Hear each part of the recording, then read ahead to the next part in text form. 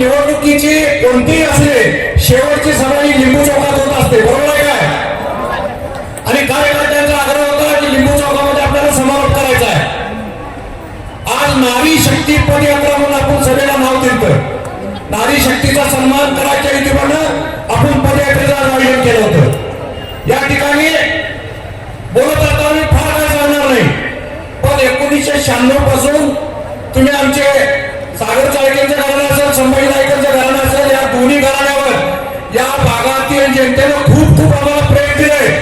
आणि आता इथून पुढच्या काळामध्ये आमची पुढची पिढी या निवडणुकीच्या रिंगणात येते. त्यामुळं आम्ही 25 वर्ष तुमच्याबरोबर सेवा केलेली आहे. भविष्यामध्ये आमची जी मुलं तुमच्या समोर आज देत आहोत त्यांचा आशीर्वाद तुम्ही त्यांच्या पाठीशी देणार का नाही? आवाज लहान आला. इचलकरंजी शहराच्या निवडणुकीच्या सर्व पार्श्वभूमी बघितलं तर मी फार सांगत नाही. आपल्याला या इचलकरंजी शहरामध्ये प्रभाग नंबर 15 आणि प्रभाग नंबर 16 मध्ये सगळ्या गावाचं लक्ष लागलेलं आहे. त्याचं कारण असं आहे की या भागातून हिमानी चाळके आणि शेजारच्या भागातून आमचे सुनील तेलनारे, संजय तेलनारे निवडणुकीला उभे राहिले. या गावचे आमदार सातत्यानं या शहराला गेल्या 10 वर्षापासून सांगत आहे की मी इचलकरंजीला शहराला पाणी मीच देणार. सांगतात काय? हे खरं आहे का? मोठ्याने सांगा. पण गेली 10 वर्ष झालं त्यांच्या विरोधात जोरात आंदोलन करण्यामध्ये मी स्वतः एक कार्यकर्ता म्हणून असेल, आमचे भावस्कर साहेब असतील, हे सातत्यानं आवाज उठवण्याचं काम या शहरामध्ये आम्ही करतोय. त्यांचं आता डोक्यात एवढंच आहे की हिमानी चाळकेला जर या निवडणुकीत पाडलं तर भविष्यामध्ये पाण्यासाठी कुठल्याही गावामध्ये आंदोलन होणार नाही, कोण आवाज करायचं नाही. त्यामुळं निवडणुकीमध्ये कोणत्याही परिस्थितीत आमचा पराभव करायचा की जेणेकरून जे सुळपूरचं पाण्यासाठी आम्ही आंदोलन करतोय ते आंदोलनाला खीळ बसली पाहिजे. या निमित्तानं मी एवढंच सांगतो की शुद्ध पाणी मागत असताना गेल्या 2-3 महिन्यामध्ये या इचलकरंजी शहरामध्ये बोरिंग मारायचा सपाटा लावला. बोरिंग मारण्याबद्दल आमचं दुमत नाही. सर्व माता भगिनींनी अगदी लक्षपूर्वक आहे का? बोरिंग मारण्याबद्दल आमचं दुमत नाही, पण बोरिंग मारलं म्हणजे शहराचा शुद्ध पिण्याचा पाण्याचा प्रश्न संपला नाही. बोरिंगचं पाणी पिण्यायोग्य आहे काय? मग आपल्याला शुद्ध पाणी मिळवायचं आहे का नाही? त्या मिळवण्यासाठी आम्हाला कार्यकर्त्यांनी तुम्ही ताकद देणे गरजेचं आहे. आणि म्हणून माता भगिनींना या निमित्तानं तुम्ही निर्धार करून जायचं घरी.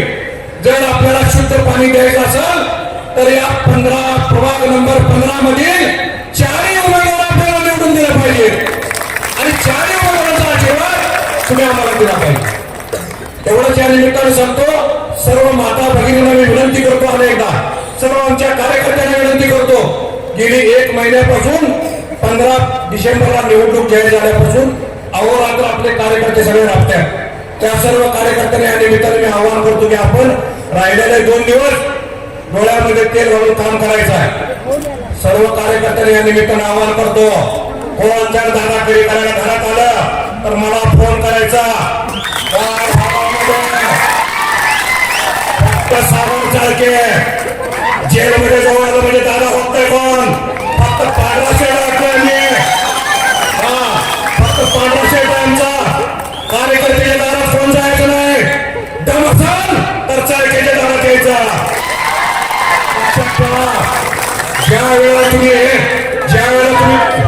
ज्या वेळेला तुम्ही काम केलं, गावातला एक व्यक्ती तुमच्या घरात येत नव्हता. सागर चाळके तुमच्या दारात येऊन येतो. म्हणून तुम्हाला सांगतो, इथून पुढच्या काळामध्ये या भागाची दादागिरी खपवून घेतली जाणार नाही. आता सांगतो, इशारा आहे. ऐकू नको, ऐका. हे चालणार नाही. दादागिरीच्या विरोधातले आम्ही माणसं आहे. म्हणून निवडणूक ही लोकशाहीनं करायची असते आणि लोकशाहीनं निवडणूक झाली पाहिजे. किती लोकशाहीनं लोकांच्या दारात जावा, प्रेमानं मतं मागा. या ठिकाणी फोन करून धमकी द्यायची धंदा बंद करा. धमकी द्यायचं सागर चाळके दारात द्या, पण मी तयार आहे. आणि म्हणून प्रत्येक कार्यकर्त्याला या निमित्तानं सांगतो, घाबरायचं नाही. 25 वर्ष झालं मी या भागात पाय रोवून उभा आहे. कुणाची हिंमत नाही चाळक्याच्या विरोधात दाब करायचा. लक्षात ठेवा. सर्व माता भगिनींना, सर्व कार्यकर्त्यांना या निमित्तानं सांगतो की आपण कोणतीही काळजी न करता 15 तारखेला चांगल्या सकाळी उठून 4 कमिशनला मतदान करायचं आहे. तुम्हाला जर ताकद द्यायची असेल तर क्रॉस वोटिंग न करता 4 उमेदवारांना कपशीवर 4 उमेदवारांचं मतदान झालं पाहिजे. समान मतं सर्वांना पडली पाहिजे.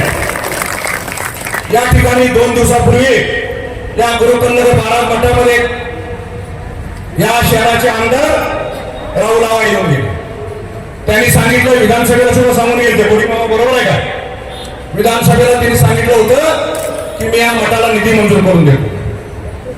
1 वर्ष झाल्यानंतर त्यांच्या लक्षात आलं की आपण आता या ठिकाणी फोटो करून गेलो आणि म्हणून रात्री आमदार रात्री यायचं काही कार्यकर्त्यांना गोळा केला आणि सांगितलं मी तुम्हाला मठाला पैसे दिलं. त्यामुळं माता भगिनीने गुरुकन्नड परिसराला सर्व नागरिकांना मी सांगू इच्छितो असं कोणताही प्रकार झालेला नाही. आजच आपल्या जिल्ह्याचे माजी पालकमंत्री आदरणीय बंटी पाटील साहेबांनी स्थानिक आमदार निधीतून या ठिकाणी बांधकाम अभियंता सार्वजनिक यांना आजच इस्टिमेट करून आचारसंहिता संपल्या त्याची इस्टिमेट करून देऊन या मठाच्या बांधकामासाठी निधी देतो असं आश्वासन दिलेलं आहे. त्यामुळं काही मंडळी काल गल्लीवळात परत चुकलेलं आहे की जर तुम्ही या कपशीच्या पॅनलला मतदान दिला तर आपल्याला पुढे निधी येणार नाही. आमचा पालकमंत्री बंटी पाटील आहे त्यांच्याकडून निधी देऊन तुम्हाला देण्याचं काम मी करणार. त्यामुळं अशीच एकजूट ठेवा. 5 वर्ष आमचे सर्व उमेदवार तुमच्या कायम पाठीचे राहतील.